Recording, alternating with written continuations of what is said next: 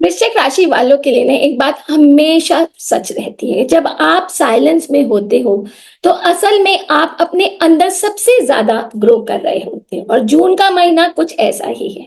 थोड़ा इंटेंस, थोड़ा डीप, लेकिन सेल्फ ट्रांसफॉर्मेशन से भरा हुआ। तो चलिए शुरुआत करते हैं आपका जून 2025 का मंथली राशिफल से। और सबसे पहले करियर और बिजनेस की बात करें तो करियर के मामले में जून आपके लिए थोड़ा अनप्रिडिक्टेबल बदलाव लेकर आ सकता है। गुरु का अष्टम भाव में गोचर और 15 जून के बाद गुरु का कंबस्ट होना, ये दोनों बातें आपको एक तरह से कंफर्ट जोन से बाहर निकालने के लिए पुश करेगा। काम में कुछ सडन चेंजेस, इंटरनल पॉलिटिक्स या मैनेजमेंट लेवल पर बदलाव आप महसूस आपको महसूस हो सकता है, लेकिन डोंट वरी, आप इन चीजों से निपटने में माहिर हो।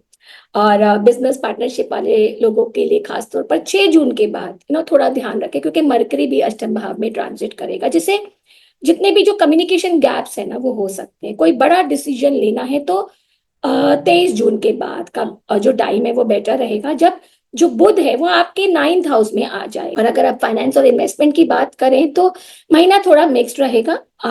शुक्र यहाँ पे छठे भाव में, और राहु केतु का अलाइनमेंट भी थोड़ा खर्चों को बढ़ा सकता है, खासकर हेल्थ हो गए, जैसे गैजेट्स हो गए या होम रिपेयर जैसी चीजों पर। और वहीं पर स्पेकुलेटिव इन्वेस्टमेंट या कोई बड़ी फाइनेंशियल रिस्क लेने से पहले अच्छी तरह से सोच विचार कर लीजिए।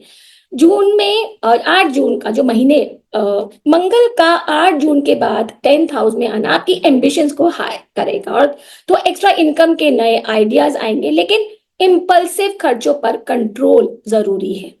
अगर ट्रैवल की बात करें तो ट्रैवल के लिए योग जो है वो बनता दिख रहा है, खासतौर पर लॉन्ग डिस्टेंस या स्पिरिचुअल जर्नी के लिए।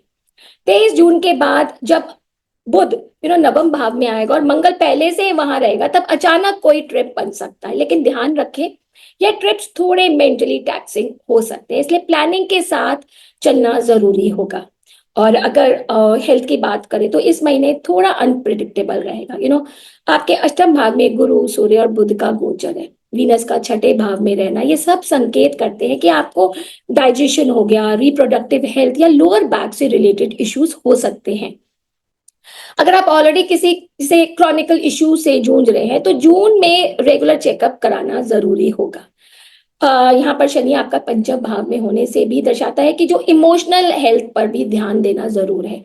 मेडिटेशन हो गई, ग्राउंडिंग प्रैक्टिसेस आपको बहुत ज्यादा हेल्पफुल रहेगी। वहीं स्टूडेंट के लिए ये महीना थोड़ा इंटेंस हो सकता है। देखिए, शनि आपके पंचम भाव में और गुरु अष्टम में, मतलब ये टाइम है ना डीप स्टडी और इंटेंस प्रिपरेशन का है।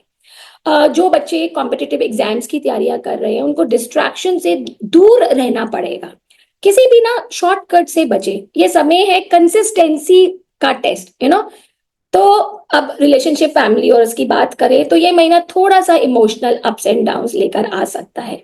सप्तम भाव में आपके सूर्य और बुध निकल रहे हैं, लेकिन अब 8th हाउस में जो इंटेंस प्लैनेट्स का ना गोचर हो रहा है, तो बॉन्डिंग डीप होगी, लेकिन साथ में मिसअंडरस्टैंडिंग का स्कोप भी बढ़ेगा।